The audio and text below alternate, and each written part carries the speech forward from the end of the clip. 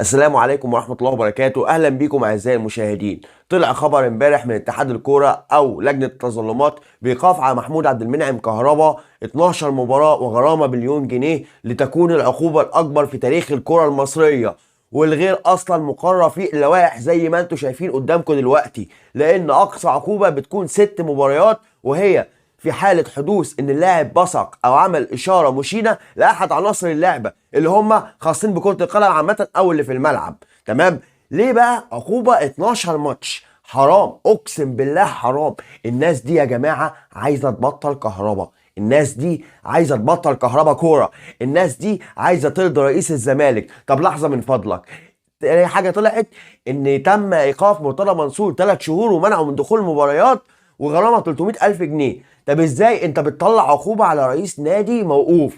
اقنعني، اقنعني ازاي اصلا انت استنيت ده كله وانتظرت ده كله طالما في عقوبة وجيت اعلنتها يوم عزل مرتضى منصور؟ بالمناسبة محكمة القضاء الاداري امبارح حكمت بعزل مرتضى منصور من رئاسة الزمالك، ولائحة الزمالك نفسها اللي عاملها مرتضى منصور نفسه بتقر، وفيها بند بيقول ان اي عقوبة مقيدة للحرية على احد من اعضاء مجلس الادارة تعني زوال عضويته نهائيا وليس مؤقتا، نهائيا وليس مؤقتا. يعني المفروض لائحة نادي الزمالك اللي هو عاملها بتقر ان العضو اللي اتحبس او اتحكم عليه بالحبس انه يزيل عضويته نهائيا، يعني ما ينفعش حتى بعد كده يترشح في الانتخابات. ولكن وزارة الشباب والرياضة بقيادة عضو مجلس إدارة الزمالك السابق أشرف صبحي، اللي فضلنا نتحايل عليه والقانون يتحايل عليه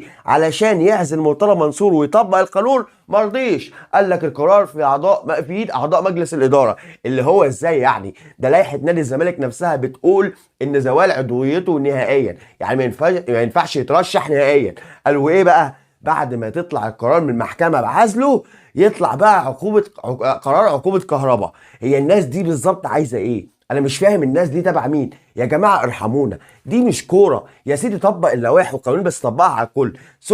ثم ايه هو الفعل اللي كهربا عمله تخليك توقفه 12 ماتش وتغرمه مليون جنيه؟ فين هو الفعل يا سيدي؟ اقول لك على حاجه، نفترض ان هو يقصد نادي الزمالك، ايه السند القانوني او الدليل القوي اللي خلاك تتاكد ان هو يقصد الزمالك؟ على فكره هتاف كهربا في المدرجات او مع الجمهور في المدرجات كان اوف، كهربا حطه صح. هل هو ذكر في اللحظه دي نادي الزمالك او وجه كلمه او جاب سيره نادي الزمالك او اي مشجع من جمهور نادي الزمالك؟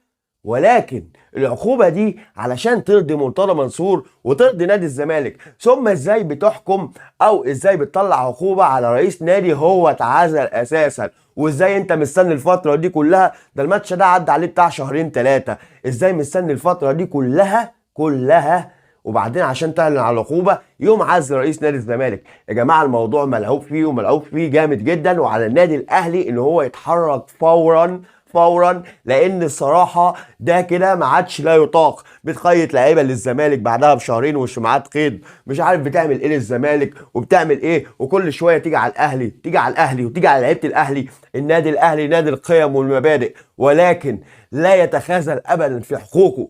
اوعى تفتكروا ان الاهلي هيسكت، الاهلي مش هيسكت وهيصعد الموضوع لابعد الحدود، لان عندنا اتحاد كوره فاشل، عندنا وزاره شباب ورياضه بتخدم الزمالك بس، ولكن ما بتخدمش الناجح، بتخدم الفشله اللي بيسوقوا صوره مصر بره في المحافل الافريقيه والدوليه، ولكن اللي بيرفعوا راس مصر ويرفعوا راسها في البطولات الافريقيه والعالميه بيبقى ده جزاتهم ايقافات وظلم بين، ايقافات وظلم بين. عزيزي الاهلاوي، عزيزي المشاهد، متنساش تعمل لايك للفيديو واشتراك في القناه علشان نكبر ونوصل لكل الناس. وبنقول من دلوقتي احنا كنادي اهلي عمرنا ما هنقبل بالظلم وبالفضايح اللي بتحصل في الكوره المصريه دي. طفح الكيل طفح، ارحمونا. عايزين نعيش شويه رياضه، عايزين نعيش شويه كوره، عايزين نستمتع، مش عايزين كل حاجه تبقى ماشيه بالواسطه والمحسوبيه. ارحمونا واستقيموا، يرحمكم الله.